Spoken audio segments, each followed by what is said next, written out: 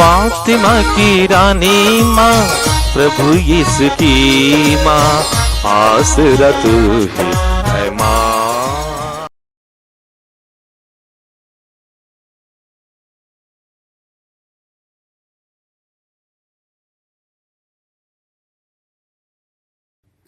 पहला पाठ संत योहन का पहला पत्र, अध्याय 4, पद संख्याएं 7 से 10 तक। प्रिय भाइयों, हम एक दूसरे को प्यार करें, क्योंकि प्रेम ईश्वर से उत्पन्न होता है। जो प्यार करता है वह ईश्वर की संतान है और ईश्वर को जानता है। जो प्यार नहीं करता वह ईश्वर को नहीं जानता, क्योंकि ईश्वर प्रेम है। ईश्वर हमको प्यार करता है, वह इससे प्रकट हुआ है कि ईश्वर ने अपने एकलौते पुत्र को संसार में भेजा, जिससे हम उसके द्वारा जीवन प्राप्त करें। ईश्वर के प्रेम की पहचान इसमें है कि पहले हमने ईश्वर को नहीं, बल्कि ईश्वर ने हमको प्यार किया और हमारे पापों के प्रायश्चित के लिए अपने पुत्र को भेजा है। प्रभु की वाणी। ईश्वर को धन्यवाद। भजन अनुवाक्य। हे प्रभु, सभी राष्ट्र तुझे दंडवत करेंगे।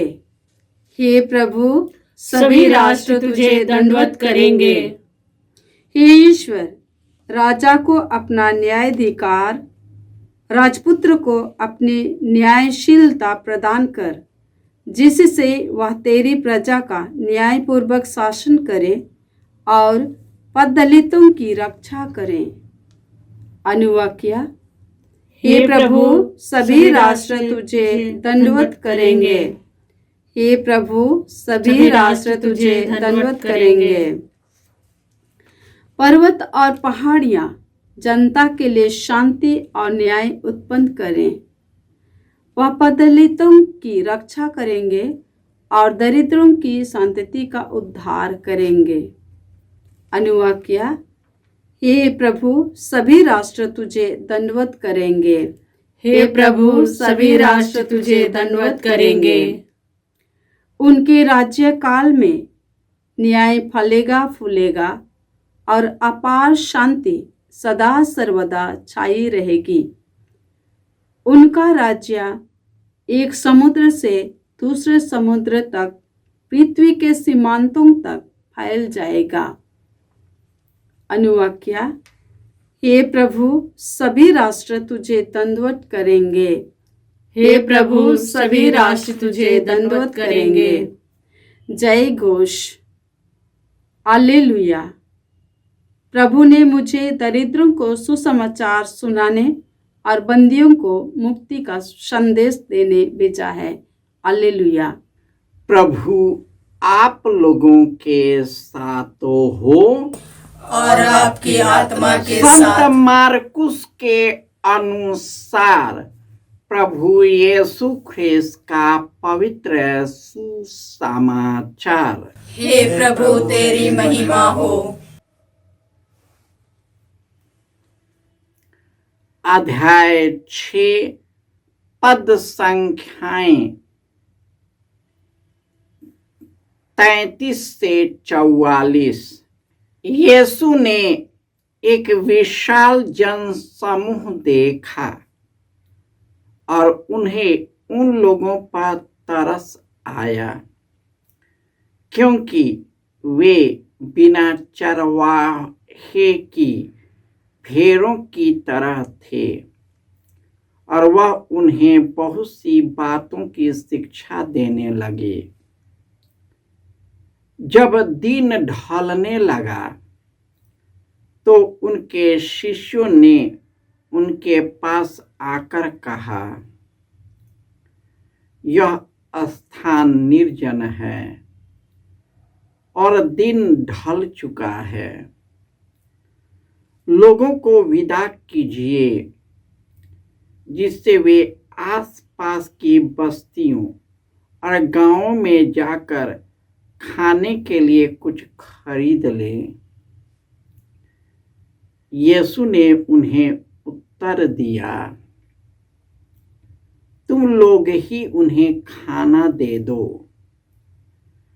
शिष्यों ने कहा, क्या हम जाकर 200 दीनार की रोटियां खरीद लें और उन्हें लोगों को खिला दें? यीशु ने कहा, तुम्हारे पास कितनी रोटियां हैं? जाकर देखो। उन्होंने पता लगाकर कहा, 5 रोटियां और 2 मछलियां। इस पर यीशु ने सबको अलग अलग टोलियों में हरी घास पर बैठने का आदेश दिया। लोग 100-100 और 50-50 की टोलियों में बैठ गए। यीशु ने वे 5 रोटियों और 2 मछलियां ले ली और स्वर्ग की ओर आंखें उठाकर आशीष की प्रार्थना पढ़ी।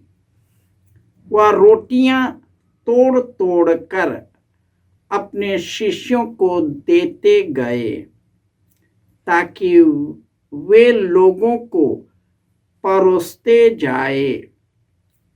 उन 2 मछलियों को भी उन्होंने सब में बांट दिया। सबों ने खाया और खाकर तृप्त हो गए। रोटियों और मछलियों के बचे हुए टुकड़ों से 12 टोकरे भर गए। रोटी खाने वाले पुरुषों की संख्या 5000 थी। यह प्रभु का सुसमाचार है।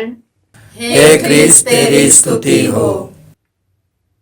ख्रिस्त में प्यारे भाइयों और बहनों, प्रभु यीशु कहते हैं, जीवन की रोटी मैं हूं। जो मुझ में विश्वास करता है वह कभी भूखा नहीं रहेगा। स्वर्ग से उतरी हुई जीवंत रोटी मैं हूं। प्रभु यीशु अपने पिता की इच्छा से स्वर्गीय रोटी बनकर इस दुनिया में अवतरित हुए। उन्होंने अपने वचनों से, अपने चंगाई के कार्यों से एक दूसरे को क्षमा करते हुए उन्होंने ईश्वर के गहरे प्रेम का एहसास कराया।